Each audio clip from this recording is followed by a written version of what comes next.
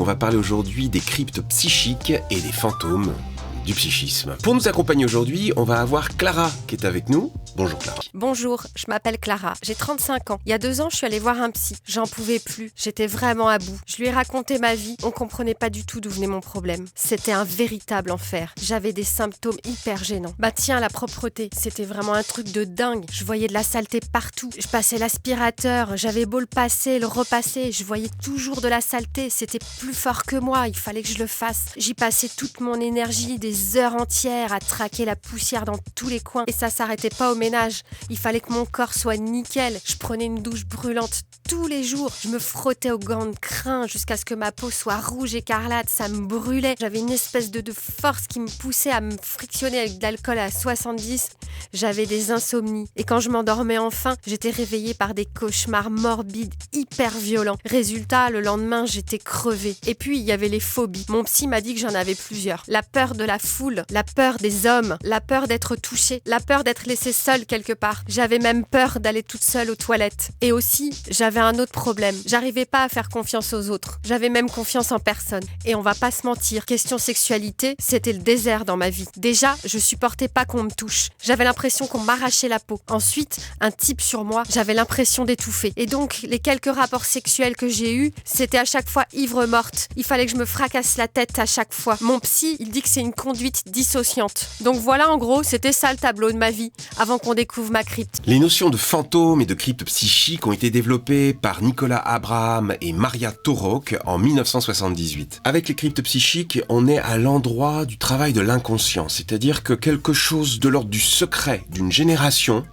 va se transmettre dans l'inconscient de la génération suivante ou de la génération d'après, ou plus. Lorsqu'un fantôme apparaît dans le psychisme d'un descendant, il poursuit ce fantôme son travail de déliaison psychique, son travail de martèlement. Il insuffle de la douleur, de la souffrance. Le fantôme exprime donc, une fois qu'il est en place, la transmission intergénérationnelle du négatif de l'héritage familial. Il exprime le secret, le non-dit familial. Ce qui pose problème cliniquement, ça n'est pas le caractère traumatique de ce qui a été vécu par l'ancêtre, on va dire, enfin par les générations précédentes.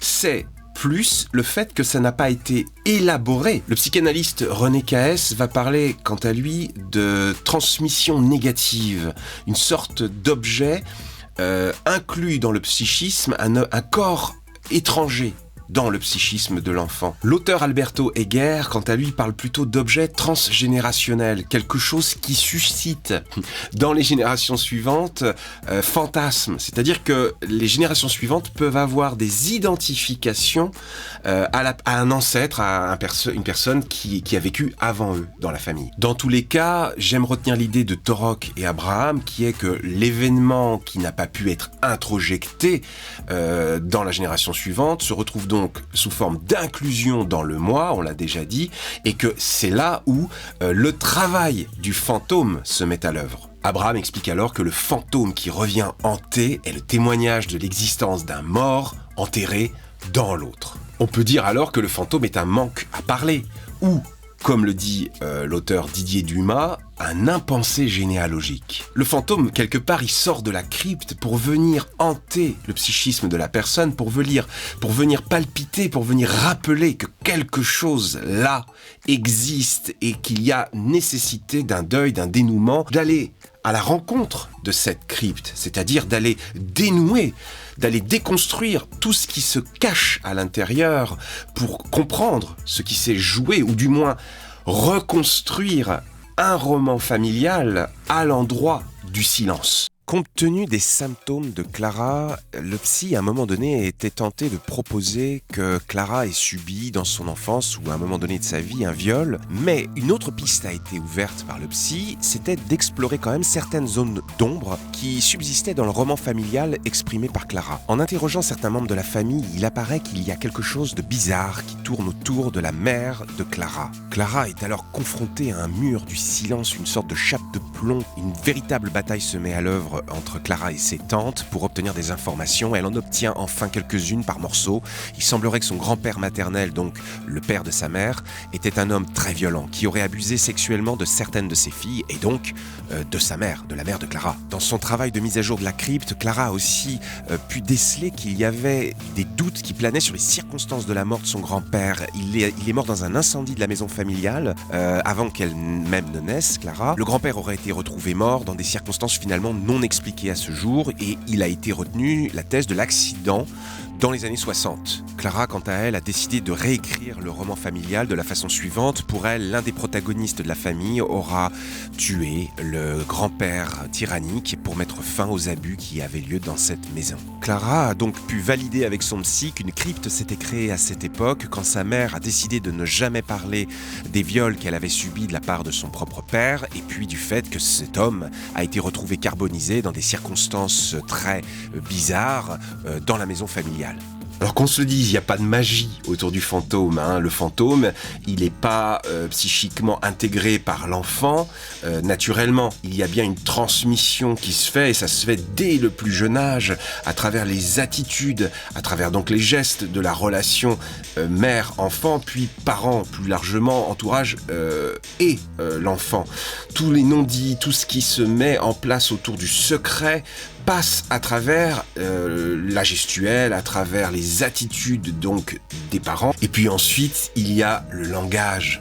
Et le langage, la façon de parler, les intonations, la façon de dire les choses, les choix des mots, les sujets sur lesquels il y a une façon de répondre, d'éluder les questions, de raconter le roman familial, d'omettre des choses, d'en rajouter d'autres. Tout ceci crée un système familial qui génère chez l'enfant l'apparition du fantôme. Et on peut dire que comme la personne n'a pas réussi à intégrer l'événement qui pose problème, il y a une inclusion dans le moi de cet événement traumatique et en même temps un refoulement très profond. Ainsi, le moi de l'enfant devient quelque part le gardien de la crypte. Qui sont ces fantômes? Quels sont les sujets, les traumas qui peuvent générer ces fantômes dans les générations suivantes? Dans la clinique, on peut trouver les enfants décédés, les enfants cachés, les enfants adultériens, mais aussi les problématiques de viol, les problématiques d'inceste, toutes les thématiques autour des crimes violents, des suicides, des morts violentes, du moins mal vécues. Mais il peut aussi y avoir tous les éléments traumatiques collectifs, comme par exemple les attentats, les guerres, les déportations. Dans tous les cas, il y a un secret qui s'instaure dans la famille autour de ces événements traumatiques, un secret qui ne permet pas de mettre en œuvre un deuil autour de l'événement, et donc ça se transfère dans le tabou, dans le non-dit, dans le manque verbal à la génération suivante. C'est donc le drame familial qui s'est invité dans la psyché de l'enfant, qui devient lui-même adulte, et qui palpite comme une entité sombre, sourde, massive, qui est là pour le hanter quotidiennement. Parlons rapidement des manifestations cliniques maintenant, des hantises, donc de l'action du fantôme sur la psyché de la personne liée à la crypte psychique et familiale. Eh bien, ces manifestations sont très diverses. On pourra trouver des paroles, des actes qui vont sembler bizarres à l'entourage. On peut trouver aussi des symptômes phobiques très marqués, des symptômes obsessionnels, prégnants.